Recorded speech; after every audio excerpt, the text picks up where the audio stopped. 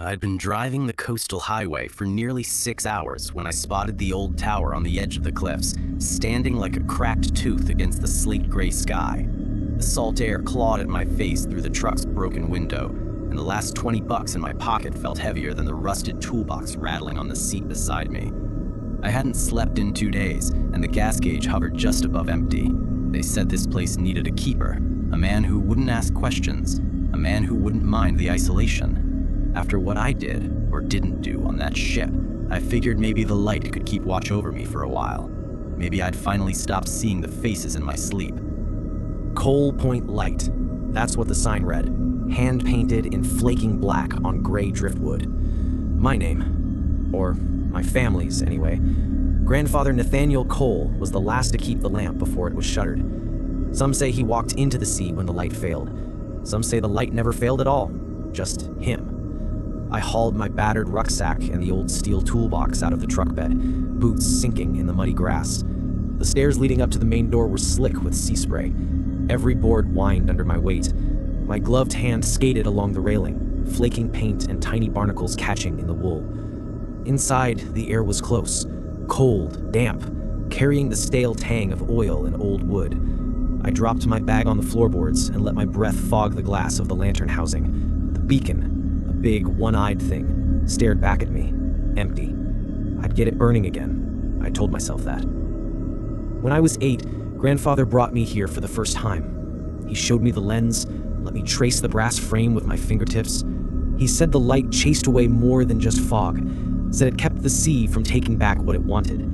He said our blood was mixed into the mortar so we'd never really leave. I laughed then. I didn't understand what it meant to be buried by your own name. A draft found its way in through the cracks behind the beacon. It tasted like rain. I set the toolbox by the keeper's desk, a squat, rough table scarred with names and dates I didn't recognize. One name I did. I ran my finger over the leather cover of the logbook, lying open, spine cracked, pages curled yellow at the edges. The ink on the first line bled just enough to shimmer in the lantern light. N. Cole, 1952. I remembered his hand on my shoulder, heavy but warm. Him telling me, never let the light die for more than an hour, Ev. Not ever. I thought it was just an old man's superstition, a bedtime story for storms. But the wind outside rose like a voice in a narrow hall, saying my name the way he used to when I pretended to sleep. I closed the logbook. My gloved thumb left a print on the leather, damp and dark. I told myself the ink was old, but it looked fresh enough to bleed. When I was 8, he let me sleep in the watchroom, said the light would chase away bad dreams. That night, the glass lens turned slow above us, every rotation washing the walls in pale circles, like a heartbeat I could see. I'd drift off to the smell of tobacco and salt, the scent that clung to his coat even when he came back from the stairs dripping wet. Grandfather used to say this place was half bone, half brick, that the ocean was always clawing at the walls, pulling at the mortar to taste the blood inside. He'd run his thumb along the stones and smile, like it comforted him to know part of us would never wash away. Now, standing here with the beacon cold and the lens frozen still, I wondered if he ever felt as tired as I did. I pried open the oil canisters, checked the wicks, wiped the grime from the glass with the hem of my sleeve. Every squeak of the rag made me wince. Too loud, too human, in a place built to keep things out. Or in. The stairs groaned when I climbed to the tiny bunk room. Bare mattress, wool blanket, folded so tight it looked like a grave marker. The walls were close enough to touch on both sides when I lay down. I did, just to feel the wood pressed back, to remind myself I was still here, still separate from the water that waited outside. I set the logbook beside me, my hand resting on the cracked leather. I thought about the ship, the fire in the engine room, the way the deck lights flickered out one by one while the hull cracked open like a rib cage. The faces I don't say aloud. If I kept the beacon burning now, maybe the sea would forgive me for what I let it take. There was a radio on the shelf above the bunk. Old thing. Black metal casing corroded by salt. Dials stuck just past 11 megahertz. I hadn't touched it yet, but sometimes I swore I heard a click, a short burst of static that ended the second I sat up. Outside the porthole window, the fog pressed so close I couldn't see the lens, I liked it that way. No reflection to catch me watching myself. Grandfather used to keep the mirror covered at night. Said it trapped echoes. Said the light was enough to see what mattered. I shut my eyes. The blanket scratched my throat where I'd pulled it tight. The smell of brine drifted up through the floorboards.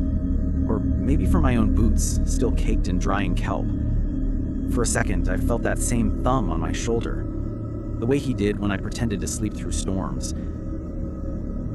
"Don't let the light die, Ev." The voice came soft as the tide lapping the break wall. "Keep the sea out. Keep us in." I turned my head into the pillow, willing the voice away. The old wood popped, beams shifting under the weight of wind and memory. Somewhere below, the stairs sighed. Or maybe the hatch did. That night, the wind said my name once. Just once. I didn't answer. They told me the light hadn't failed in 50 years. Grandfather made sure of that. He'd write the same line on the first page of every logbook. Never let the beacon die for more than an hour. Like a prayer or a warning. I had read it so many times growing up that I could see the ink even with my eyes shut.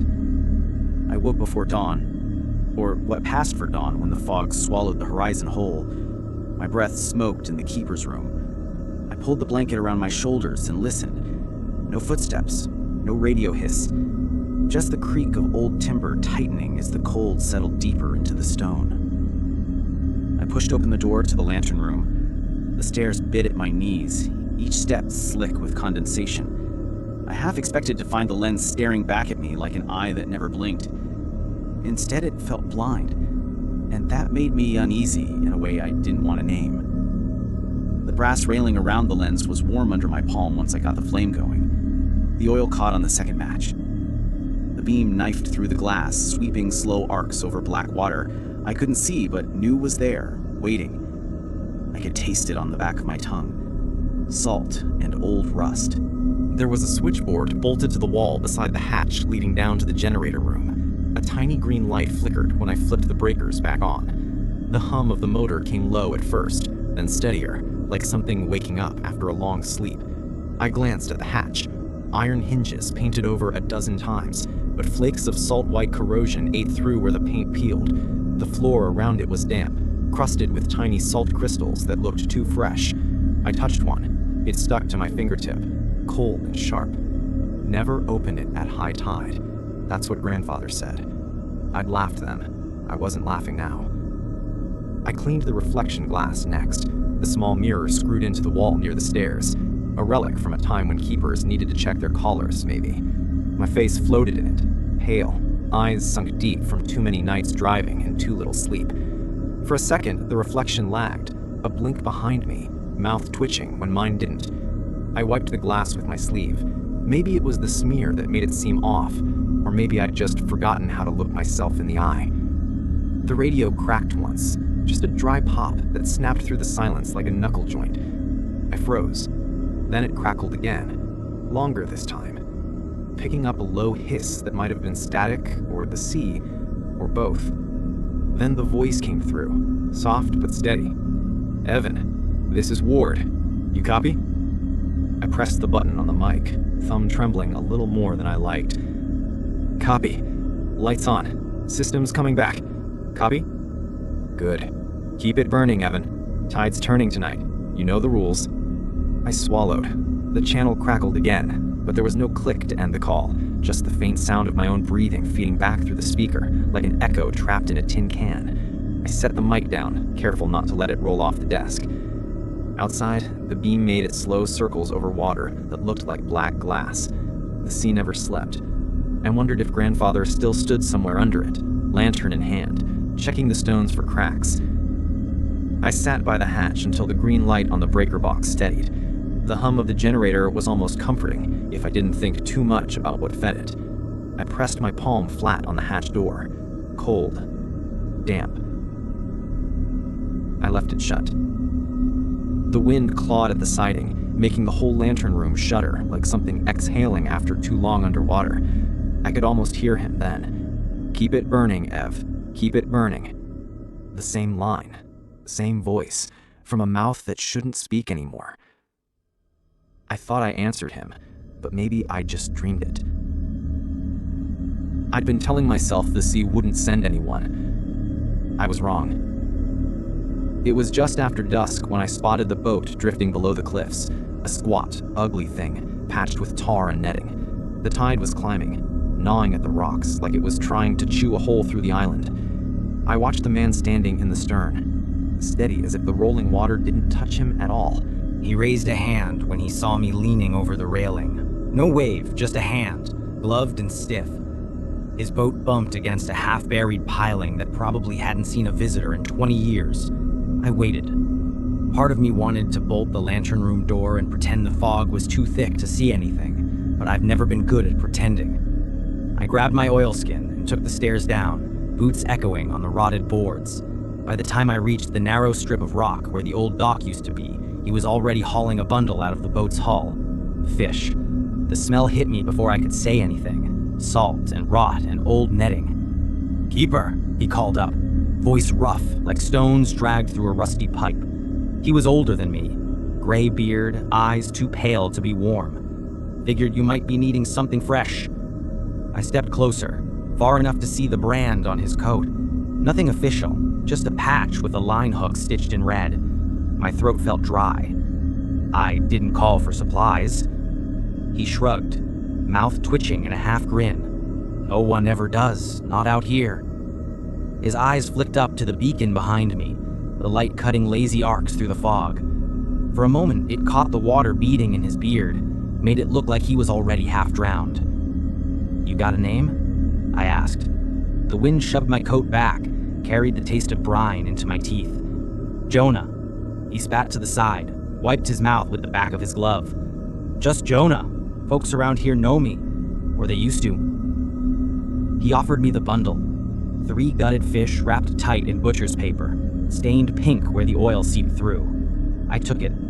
Warmth bled through my gloves. Not the good kind. He watched me like he could tell I didn't want to look at him anymore. "You been reading the old pages?" he asked suddenly, chin jerking toward the tower. I stiffened. "What pages?" "Logbooks, diaries, things that ought to stay shut." His eyes crinkled around the edges. Not friendly, not cruel either, just tired. They whisper more than they tell. I set the fish on the ledge beside my boots. The beam overhead hissed as it swung past us, catching both of us in its eye for a heartbeat. He didn't flinch. I did. "Used to be your granddaddy's place, Nathan Cole, good keeper. Never let the beacon fail. Never let the hatch swing wide when the tide was right." I looked past him, down at the water. It lapped the bottom step now, swirling up through seaweed and old rope. The hatch in the tower hissed in my mind, the hinges cold under my palm that morning. "How do you know all that? Who told you?" He laughed once, a dry, papery thing that vanished under the wind. "Some stories just stick, Keeper. You do best to keep them stuck. Don't read those pages after dark. And if you hear your name below the floor, don't answer." I felt the chill creep up the inside of my collar, burrowing under my skin like salt water in a cut. "Why come here to tell me that?" Jonah bent down, nudging his boat off the piling with one boot. He didn't look at me when he spoke next, because I seen what happens when you do. The sea don't forgive a keeper who breaks his own echoes. He shoved off, boat rocking as the tide lifted him clear of the rocks. For a moment, the beam caught his face again. He was smiling. Not kindly, not cruelly. Just like a man who'd seen the same thing happen before, maybe to himself. He raised his hand once more, the same stiff gesture, and drifted back into the fog. He smiled when he said it, like he'd seen me do it before. I knew I shouldn't have opened the book, but I couldn't help myself. The fish from Jonah sat on the keeper's table, seeping brine into the old wood, the butcher's paper going limp. I told myself I'd clean it up later. The smell was almost a comfort compared to the cold stink rising from the hatch. I brought the logbook to the lantern room where the light was strongest. The lens kept sweeping over my shoulder, throwing my reflection across the pages in thin flashes, like I was reading in a storm of ghosts. The first few pages were the ones I remembered. Grandfather's looping hand, the same line written over and over, Never let the beacon die for more than an hour. After that, dates I'd seen before. Weather notes, fuel checks, small repairs logged in pencil, some crossed out when the repairs never stuck. But halfway through, the paper changed. The edges weren't brittle, they flexed under my fingers like they'd come off the shelf last week. The ink was darker, sharper. There was a line that made my throat close tight. If you hear your name below the floor, don't answer. It was signed N. Cole, but the letters bent in a way I recognized, the same way my hand cramped when I wrote too fast. I ran my thumb over the tail of the C, smudged it just enough to see fresh black come away, fresh enough to stain. I flipped back to the page before. Nothing but a weather log. High tide, 2:14 a.m. Strong currents, beacon steady. My eyes lingered at the time. I glanced at the clock nailed above the switchboard. 1:47 a.m. I told myself the wind rattling the windows was just wind. I closed the book. I didn't lock it away. I should have. I just set it down, spine out, like it might crawl shut on its own if I looked away long enough. The radio hissed. Then, a low crackle that rose under my ribs like bile. I almost didn't pick up the mic, but my thumb pressed the button anyway. Evan, you copy? Copy. I lied. I let go of the mic. It fell back into its cradle with a clack that echoed too long. The lens overhead swung its pale arc over the switchboard, over the hatch bolts, streaked white with salt rime. The hum of the generator downstairs felt offbeat, like something breathing wrong in the dark. I pressed my ear to the floorboards just once. Fool thing to do. The wood was cold enough to burn. At first, all I heard was the slow thrum of the tide turning against the foundation. Then it came, muffled but clear. My name. Evan, drawn out like something learning the shape of my teeth. I snapped back, knees jolting the table leg. The fish slid, paper tearing, a single drop of oil running toward the hatch. I grabbed the logbook again, flipped to the new pages. My thumb left a smudge on a line I hadn't seen before. Never answer your own voice if it comes from below. I shut it for good this time, tied the frayed cord around it twice. I told myself the knots would hold. Outside, the wind slapped the glass in the lens room, made the beam jitter like an unsteady heartbeat. I forced myself not to look at my reflection. The wind under the floor said my name twice that night. I stayed silent. I think I stayed silent. The hatch never used to hiss like that. Now it did.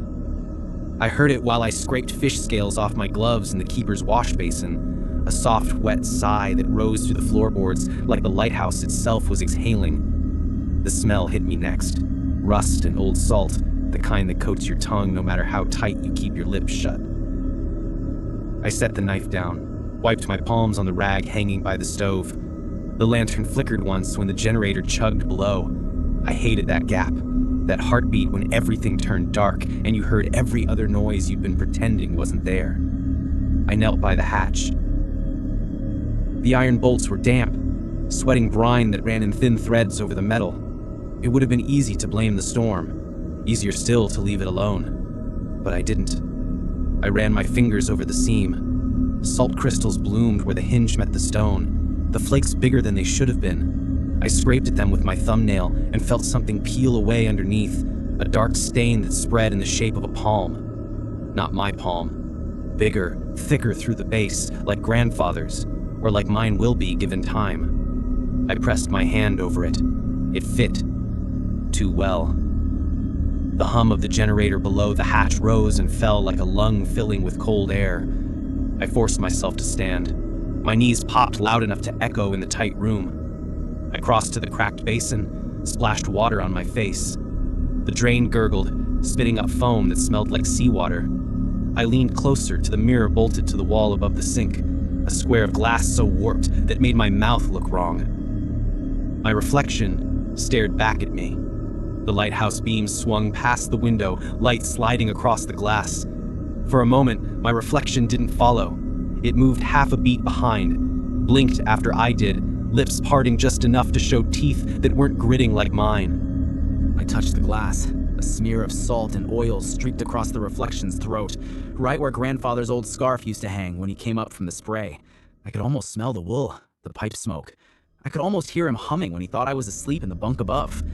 My knuckles hit the frame. The reflection vanished, just water and a tired face again. But I couldn't shake the sense that something watched from behind my eyes, waiting for me to slip. The radio crackled from the lantern deck. I turned too fast, banged my knee on the washstand. I limped to the switchboard, grabbed the mic before I knew why. "Captain Ward?" I said. My breath hissed in the receiver. No answer, just the steady pop and hiss of static, like waves breaking under ice. Then a voice cut through. Softer than Ward's, rougher around the edges, rough like stones in a fishing net. "Don't stay past the third tide, Keeper." Jonah's voice. Impossible. He didn't have a radio. He hadn't brought one. I'd watched him drift away into the fog like he'd never touched dry ground. I pressed the button down so hard it bit my thumb. "Jonah, you copy?" Nothing. Just a long, low hum, like the generator's breath caught in the wires. I stepped back from the switchboard, tripping over my own boots. My shoulder clipped the hatch railing. The hiss from below felt closer, sharper, like something was testing the bolts with wet fingers. I looked at the logbook tied up tight on the desk. The cord was damp where the sea spray from my coat had brushed it. One knot had come loose. Write it again. Keep the next one safe. His voice, or my voice, I couldn't tell which was. I squeezed the mic in my hand until the plastic creaked. "Jonah?" I tried again, but the line was empty. Jonah's voice was gone when I grabbed the mic, just my own breathing, deeper than it should have been. I should have burned the damn pages, should have tossed them into the lantern flame and let the wind scatter the ashes over the tide. But I didn't. I opened the logbook again. Third time in 3 nights. Some part of me wanted to see if the ink still moved when I wasn't looking. I sat at the keeper's desk, the lantern burning low, the glass panes rattling in the gale. The beam overhead sliced through the dark, each pass catching the hatch bolts in a wash of pale yellow. They glistened like open wounds.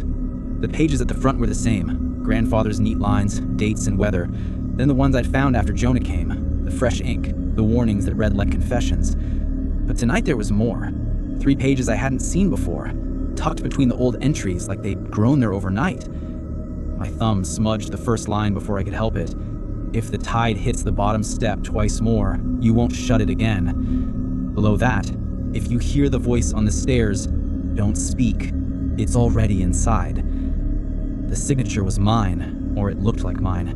No flourish like Grandfather's scrawl. No final dot under the E like Ward's neat printed reports. Just E. Cole. Stiff, angled, like someone copying my hand but pressing too hard. I let the book sag in my grip. The wind punched the window behind me, glass flexing with a sound like teeth cracking. I looked up and caught my reflection in the dark pane. The beacon sweep crossing my face. It smiled. I didn't. I slammed the book shut. The snap of paper and leather made the radio shiver on its bracket. Nothing came through it this time. No Ward repeating his same deadline. No Jonah whispering about third tides. Just me and the creak of the floor under my boots. I found myself standing by the hatch before I knew it. My palm hovered over the iron seam, feeling the faint tremor of something shifting beneath. The salt crust there was thicker than before. I scraped it with my thumb and watched a tiny white drift flake off like snow. I pressed my ear to the hatch. It felt warm. Too warm. And behind the hum of the generator I heard it. Not my name. Not exactly. Just the shape of it. Breathed out like the sea dragging its tongue along the stones. Ev. Anne. I could feel my own breath fogging the metal. My reflection flickered in the sheen of salt. Eyes black, mouth open a fraction too wide. Ward's voice drifted through my skull like static memory. "Don't open the hatch. You know the rules." But Jonah had said, "You'll break yourself if you stay." And the pages said, "Write it again." And my grandfather, or what's left of him in my head, kept humming that line I never could forget. "Never let the beacon die, but never let the sea claim what's yours." My hand slid to the lock. It rattled under my touch. It would be so easy to lift the bolt, swing the hatch up and look. Just look. See what waited under the floor I'd slept on since I was a boy. A squeak behind me made my shoulders snap straight. The cracked mirror on the far wall caught the light again. My reflection stood at the desk, logbook open in front of him. His hand moved like he was writing, over and over. the pen scratching the paper in neat, hard strokes. The same line repeated until it blurred together. Keep it burning. Keep it burning. Keep it burning. I didn't remember sitting down. I didn't remember picking up the pen, but my hand was slick with ink, the nib digging into the page so deep it scored the wood beneath. The beam swung overhead, and my reflection froze, smiling. Always smiling. Outside, the wind rose, pushing salt through the cracks. The sea hit the rocks like a heartbeat I could feel in my teeth. I told myself I'd wait until morning, just until morning. I'd watch the tide. I'd count the steps. But I could still hear the whisper under the hatch, counting with me. The tide hit the bottom step at 2:14 a.m. I knew that time because the old clock above the keeper's bed ticked louder than the sea when the wind died for a breath. I counted each wave slapping the rock, waited for the hush before the next swell. When it rose enough to kiss the first step, the lighthouse shuddered like it knew what I'd done. I sat on the stairs leading down to the hatch, boots planted on damp boards that stank of brine. The beam above kept circling, its faint whine through the glass the only sound I trusted anymore. I held the logbook in my lap, thumb pressed to the page I hadn't let myself read until tonight. One must stay to keep the door shut. 7 words, penciled in, faint, like whoever wrote it knew they'd regret it. The hatch below me hissed when the tide pushed in. I heard it then. A single thud, like a knock from the other side. My name, but broken in half. Anne. Like the sea was chewing on it. I gripped the edge of the step. The wood felt soft under my nails, swelling from years of salt seeping through. I thought of grandfather's boots creaking the same tread. I thought of Jonah's boat slipping away into the fog. I thought of Captain Ward's voice through the radio, "Don't open the hatch, you know the rules." But he'd said that too clean, too neat, no stutter, no breath behind the words. A creak behind me snapped my head up. In the narrow hall where the reflection glass hung, I saw him again. Me, but not me. The reflection leaned forward, one hand pressed to the inside of the glass like he'd pressed through if the pane were thinner. He lifted 2 fingers, tapped twice on the silver backing, the same way the tide tapped the step below me. I wanted to laugh or break the mirror, or both. I heard the radio pop then, a hiccup of static that crawled up the back of my neck. I half crawled back up the stairs, logbook clutched to my chest. The mic swung on its cord where I had left it, bumping the wall with a soft, rhythmic knock. I grabbed it, pressed the button down with a thumb that felt too big for my hand. "Ward? Jonah? Either of you there?" At first, just static. Then Ward's voice, cut in half like the waves did to my name. "Don't. Hatch. Evan. You know." Jonah's voice bled through, like someone pressed rewind and play at all once. 3 tides. Don't. Keep her. Keep her. The words tangled, they looped. The same fragments rattled out of the speaker, cutting into each other until it sounded like me. My voice layered over theirs, pitched wrong. Higher, then lower, then gone. I let go of the mic. It dropped against the switchboard with a crack that made the glass in the reflection frame tremble. I caught my own eye in that warped pane, saw the reflection grin as if he'd been waiting for me to hear all of it. I turned my back on him, pulled the oil lamp closer to the hatch. The metal sweated salt in steady drips, each one darkening the wood. I knelt down, pressed my palm to the seam. Warm again. Too warm. The tide had made its mark. First step gone, second step kissing the edge. I thumbed the page again. One must stay to keep the door shut. Stay where? Here? Or down there? A rattle of breath echoed through the cracks. I could almost taste it. Stale. Sour. Not the sea. Closer to the smell of my own sweat. I turned my head to the side, pressing my ear flush against the iron.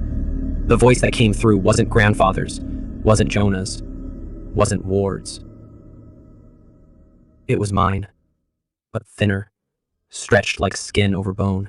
"We're all keepers here," it said. "One must stay." I wanted to shut my eyes, wanted to run, but the stairs behind me were so narrow, the air so thick with salt, that the idea of standing made my knees buzz. I heard my name once more, and for the first time, I almost answered. I told myself I wouldn't open it. Not tonight. Not when the tide breathed on the stones like some great animal crawling up for a taste. But the rules only hold if you believe they're yours to follow. The clock nailed above the desk wheezed its last gear shift past 3 a.m. The beam from the lantern lens dragged its pale eye across the floor, painting the hatch bolts in stripes of gold and gray. Every time it swept past, I swore I saw the metal shift, just a hair, just enough to know it wanted out. My reflection in the cracked glass stood behind me now, not in the mirror, in my head, smiling, waiting. I pressed the side of my fist against the seam where the hatch met the floorboards. It pulsed under my knuckles, warm as an animal throat. Grandfather always said, "Never open the hatch when the sea calls." His voice sounded farther away now than it did the night he died, or the night I let him drown, or the night I told myself I hadn't. The floorboards creaked, a soft splash below. The tide had found the second step long ago. Now it kissed the third, cold, gentle smack that said, now or never. I dragged the logbook into my lap again, hoping maybe I'd see something different, but it was the same line. One must stay to keep the door shut. Over and over, in my hand, in grandfather's hand, in no hand at all. A scrap of paper slipped free from between the pages, looked older than the rest, yellow, half crumbling at the edges. I flattened it with shaking fingers. My own handwriting stared back at me. "You wrote this. You will again." I laughed, a raw bark that tasted like salt and old regrets. I felt my knees sink into the boards, felt the cold, damp creep up my spine. The reflection in the glass lifted its chin like it approved, then it nodded, once, slow, deliberate. The bolts under my palm vibrated, not with the hum of the generator this time, but with a pulse that matched my own heartbeat. I could almost hear it, the hush-hush rasp of water threading through stone, the shape of my name twisted in the echoes. I braced my other hand on the iron, thumb brushing the old latch. The metal was so slick with brine it stuck to my skin. I smelt it, not fish, not rust, but the soft, sour reek of wet wool and pipe smoke. Grandfather, or me, or whoever came first. The rule says, never open the hatch when the sea calls. But I needed to see. I needed to know what waited under all that whispering. The latch gave. The hiss of the seal broke like a gasp.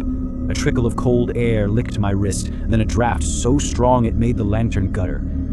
In the gap beneath the iron lid, darkness pooled like oil. And in that dark, something moved. A pale shape. Maybe my own face looking up. Maybe not. I leaned closer. Salt mist clung to my lashes, made my eyes blur. I heard my name, soft as an old prayer. Evan, Keeper. My voice. Not grandfather's, not Ward's, not Jonah's. Just mine, echoing back with all the warmth sucked out. I should have slammed it shut. Should have bolted the seal before the third step drowned. But my hand stayed there, fingers spread wide on the hatch rim, feeling the tide's heartbeat pound through the stone and wood. I wondered if this was how grandfather felt. The moment he chose to stay. The moment the sea promised him he'd never really be alone again. Behind me, the reflection pressed its palm to the glass, a perfect mirror, except for the grin that didn't belong to me anymore. I told myself it would only be a look, just to see. But you can't look without opening. You can't open without staying. The sea spoke my name again, longer this time, filling the narrow stairwell like a flood. Evan Cole Keeper. My knees dug deeper into the salt-slicked floor. My breath left me like a sigh too old to carry. The third step vanished under the water, and the hatch swung wide. There's a smell in the hatch that isn't the sea. It's older, damp like rotting cloth, sweet like rust that's been hidden too long. When I swing my legs down onto the first iron rung, my boots slip on something slick. Salt film, or oil, or blood. I can't tell which anymore. The walls of the shaft close in so fast, I feel them pressing against my ribs, even though they never touch me. My shoulders hunch. My head bumps a rusted bolt sticking through the stone, enough to sting, enough to remind me I'm still just skin. Below me, water shifts. It's not deep yet, just enough to slap the toes of my boots when I hit the landing. The tide's voice leaks up through the gaps in the old brickwork, pulling every word apart like wet paper. Evan Keeper. It's my name, but stretched thin, stitched together from all the mouths that spoke it before. Grandfathers, Jonah's, Ward's, and mine, always mine. My voice feels too heavy to hold, so I keep my lips shut and let it roll around inside my chest like an old prayer. The Chamber of Echoes isn't much of a room, just a half circle dug into the rock, lined with damp concrete slabs. The ceiling bows so low in places that I have to crouch. The old oil pipes along the wall tick as the cold creeps in behind me. The sound echoes wrong, like it comes back from a throat that isn't mine. I run my hand along the curved wall. Patches of salt crystals cling to the seams where the mortar's failing. Under my glove, I feel the etching. Letters carved so shallow they catch only when the lantern beam sweeps by. N. Cole. The next line just beneath it. E. Cole. Below that, the start of another. Just an E. Unfinished. My hand jerks back. In the curve at the far wall, something shines. A strip of glass. Too clean. Too smooth.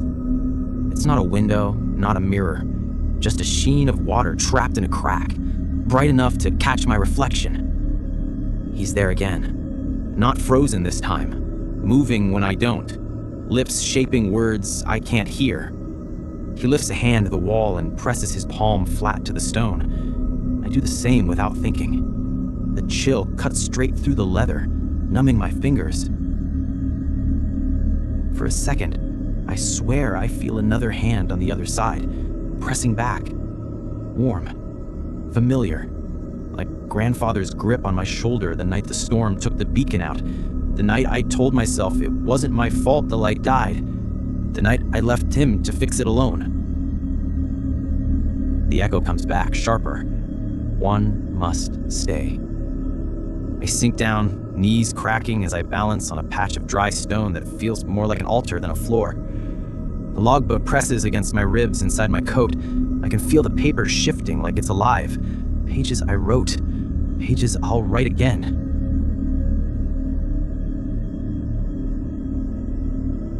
I look up. The shaft above is a ring of darkness now. The hatch just a scar of iron teeth. I could climb back, slam it shut, pretend I never heard the water whisper. Pretend I didn't see my name carved there like a headstone. But I know better. The reflection knows better too. It's everywhere now. In the water sheen, the slick pipe elbows, the puddle where the tide curls over my boots. It smiles, mouth open just enough to show black behind its teeth. The chamber hums with breath. Mine, not mine. I can't tell. It's all the same voice now. I rest my forehead against the wall. The salt bites. My tongue wants to speak the name that comes up, but I swallow it down. I'd rather drown quiet than give it the satisfaction. I stay there, counting the drips from the ceiling, pretending they're hours instead of seconds, pretending I haven't already made the choice. The water's at my knees now. Salt numbs the skin, crawls up under my cuffs like it wants to peel me out of my own coat. I stopped shivering 10 minutes ago, or maybe it's been longer. Down here, time slides sideways. The reflection doesn't move like I do anymore. It doesn't mirror me now. It just watches. Its shape pulling itself out of the thin film on the walls, the puddles near the pipes. Its eyes catch the lantern beam and throw it back at me. 2 pale coins that never blink. I'd say it was patient, but that would mean it was separate from me.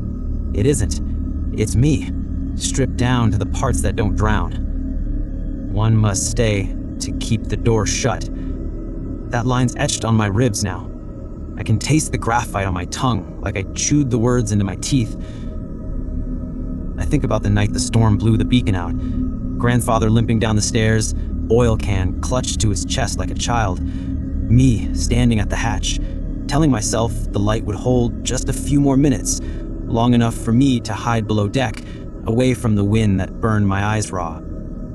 I heard him call my name once, then not again. Sometimes I dream he made it down here, that he sits where I am now, knees wet, hands pressed flat to the wall, writing the same rules over and over until his bones turn to salt.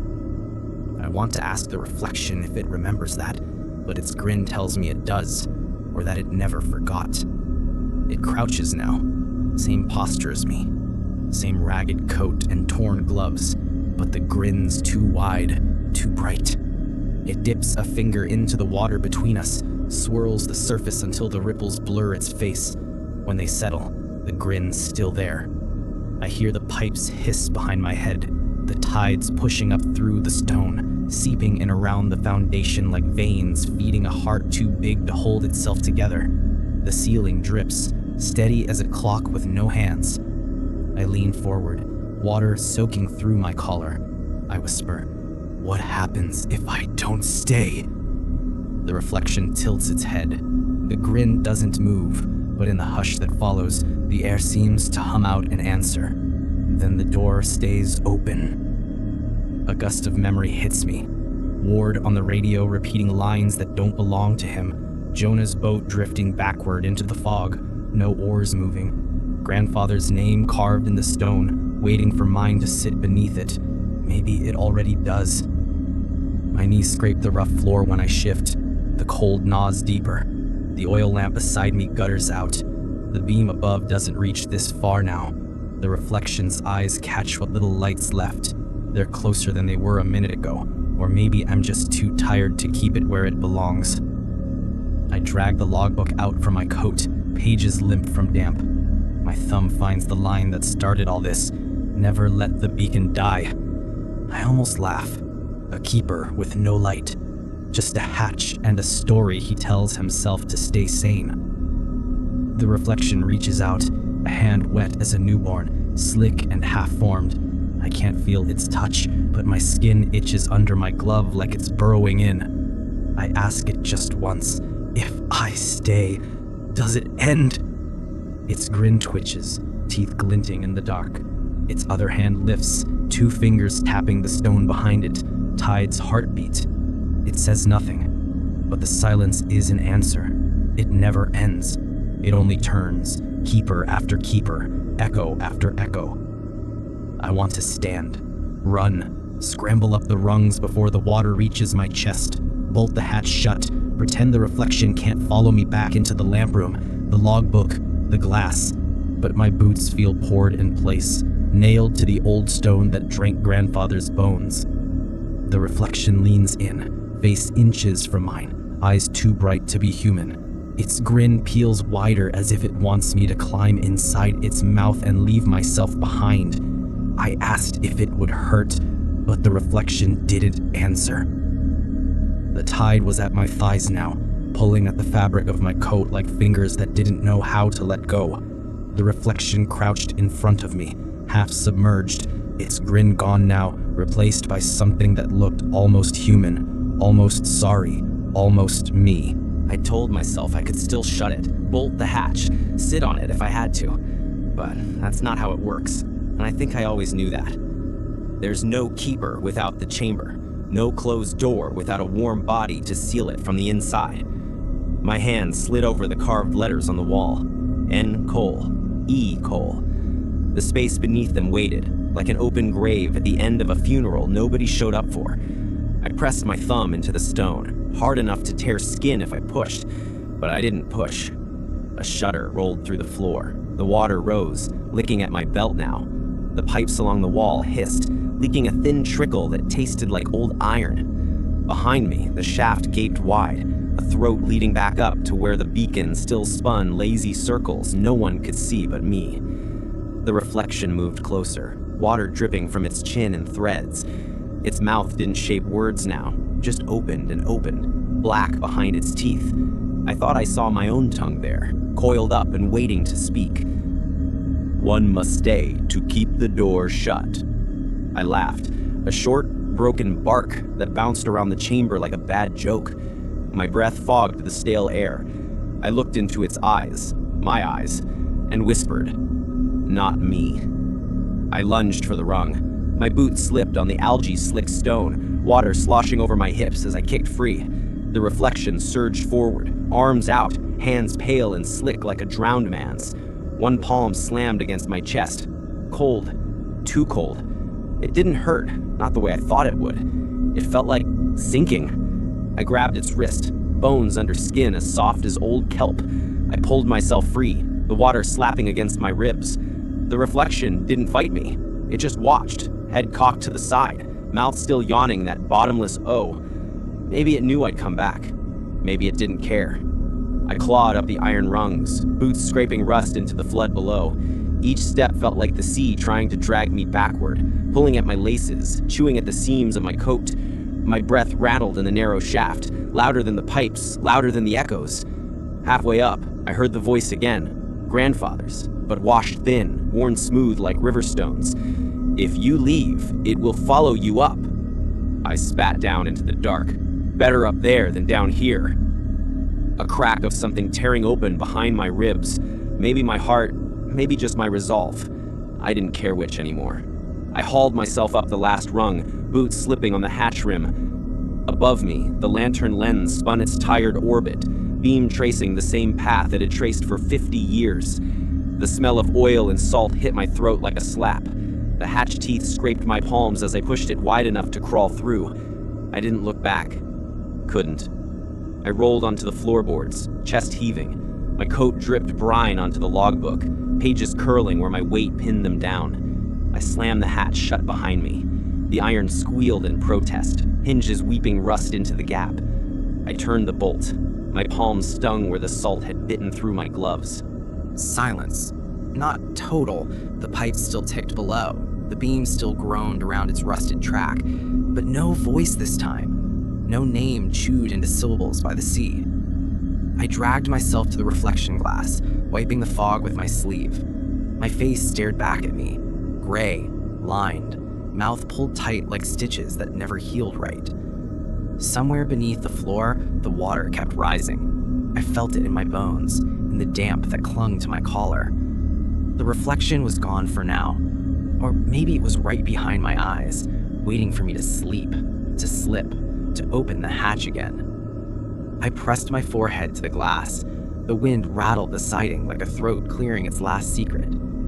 I told myself I'd hold the light steady this time, keep the beacon burning, keep the sea at bay. But down below, the door I'd left behind still whispered up through the cracks.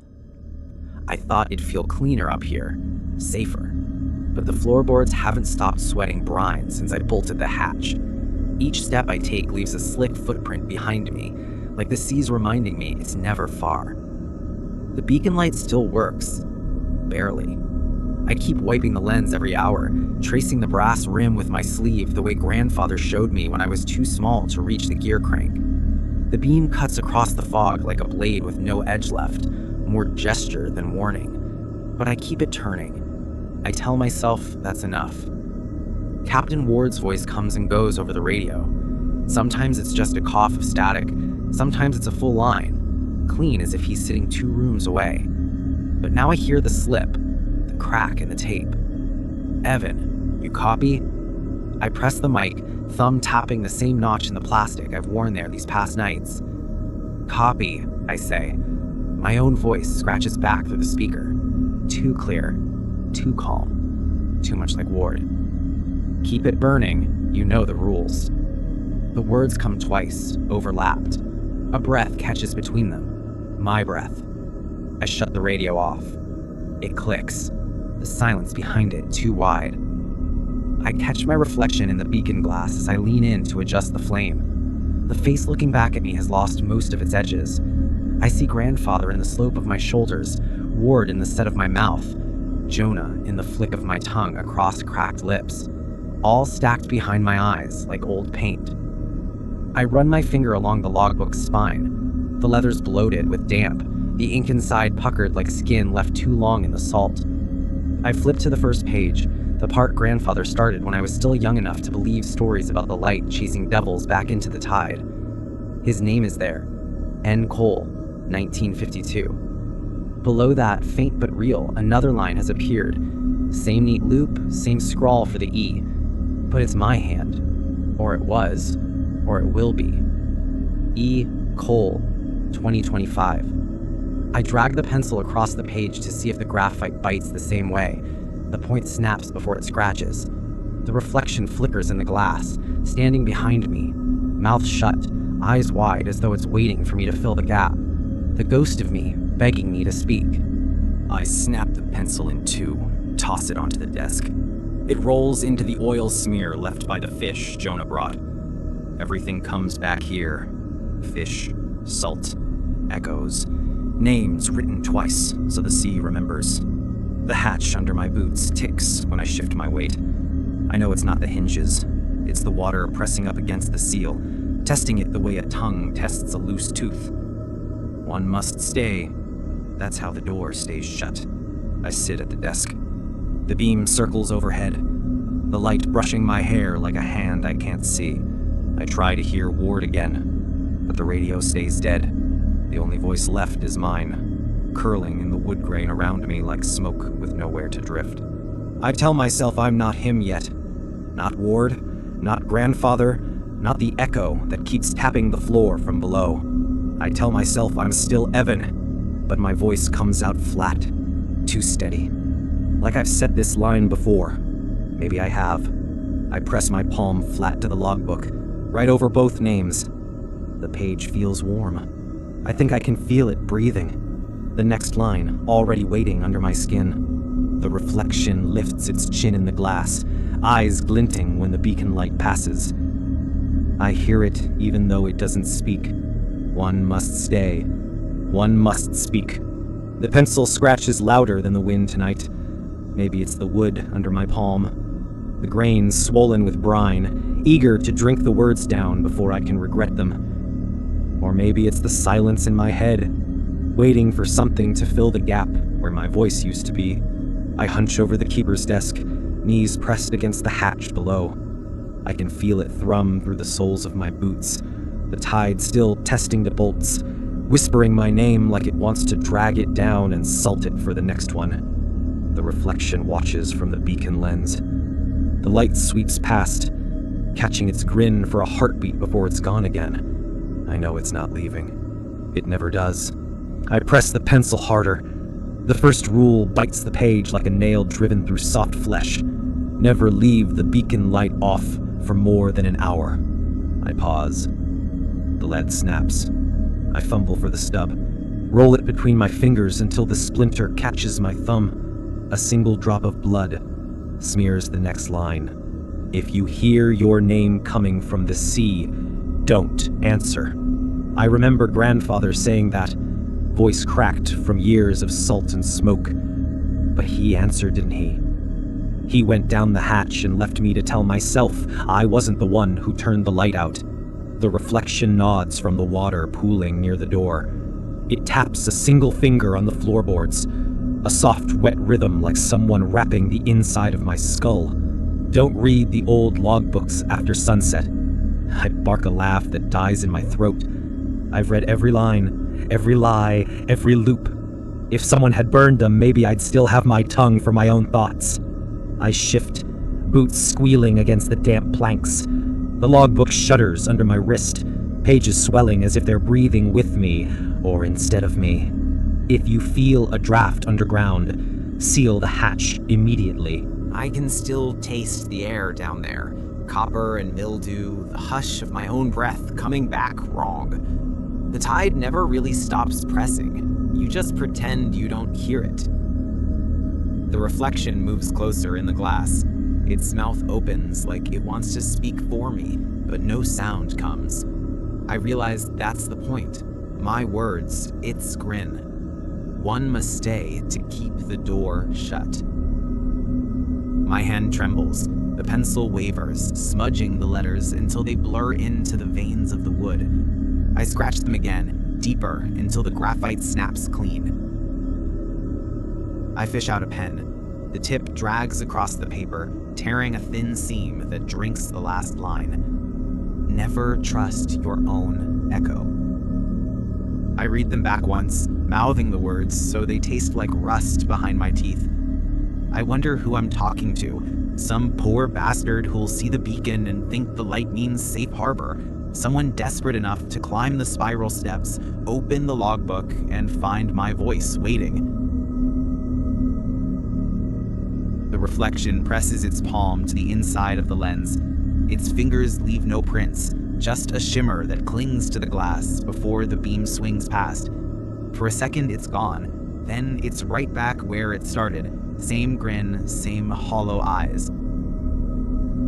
My hand cramps around the pen. The rules don't stop the sea. They don't stop the whispers. They just keep the door shut long enough for another voice to slip inside.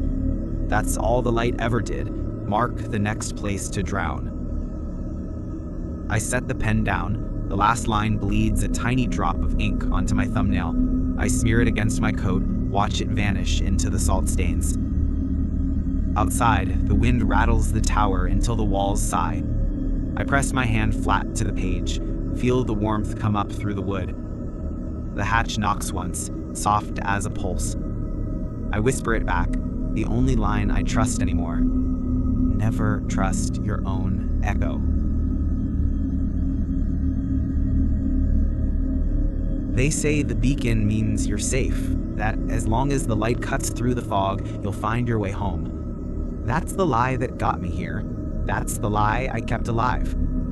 I sit at the keeper's desk, boots dripping salt water onto the logbook. My thumb rubs the corner where grandfather's name still bleeds through the leather. N. Cole, 1952. Mine's carved beneath it now. Same scratch, same angle. E. Cole, 2025. Might as well be the same hand. I'd like to say I stayed to keep others safe, that I cracked my knuckles raw spinning this beacon so some poor soul drifting out past the shoals wouldn't find the rocks the hard way. But that was never what the light was for. The light doesn't warn people away, it pulls them in. It marks where the door is, and the door's always hungry. The radio flickers alive beside me. Ward's voice spills through in pieces, dry, hollow, worn thin like rope left to rot in brine. Evan, keep it burning, you know, the rules.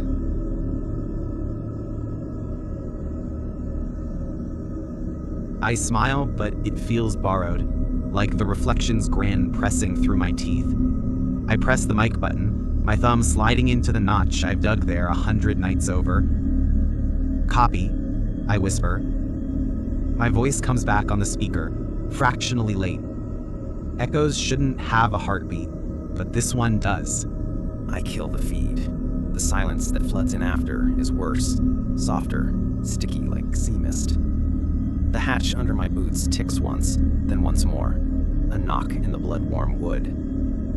I see him, the boy I was, standing by grandfather's boots as the old man limped down the stairs, lantern in hand, coat hem soaked in brine. He'd looked at me once, face shadowed by the lens glow, told me, never let the light die.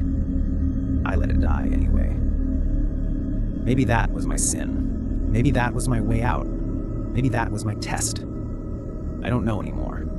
The reflection doesn't explain. It just waits. I lean back, shoulders pressing into the hatch rim. The iron bites through my coat. I could bolt it tighter, pack the seam with rags to keep the draft out.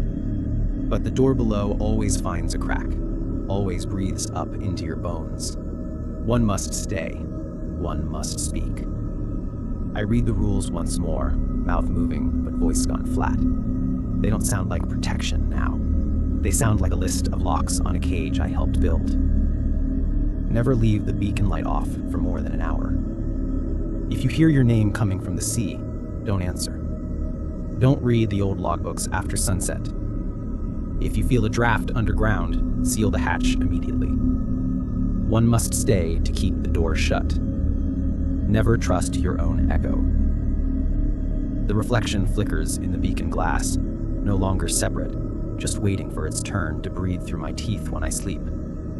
Or maybe it already does. I'm not sure when it started. Maybe back when I first climbed the tower behind grandfather, hand in his coat pocket, watching the lens spin and spin. Outside, the wind claws the siding, rattling the beams until they hum in my skull.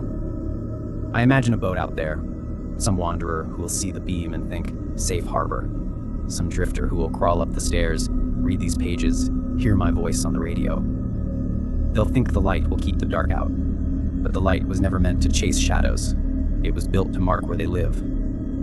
I press my hand to the hatch, feel the warmth leak up like blood through old linen. I want to say it doesn't scare me, that the reflection behind my ribs is kinder than the ghosts that came before. But the truth is, I'm just the next stone in the wall, mortar mixed with salt and regret. The beam sweeps across my boots. It swings past the glass, catches my grin. A keeper's grin. Grandfather's grin. Ward's. Jonah's. Mine. Somewhere below, the tide shifts, sucking at the door I keep closed with my name. If you ever see this light, remember, it's not yours to tend. Keep the light. One must stay.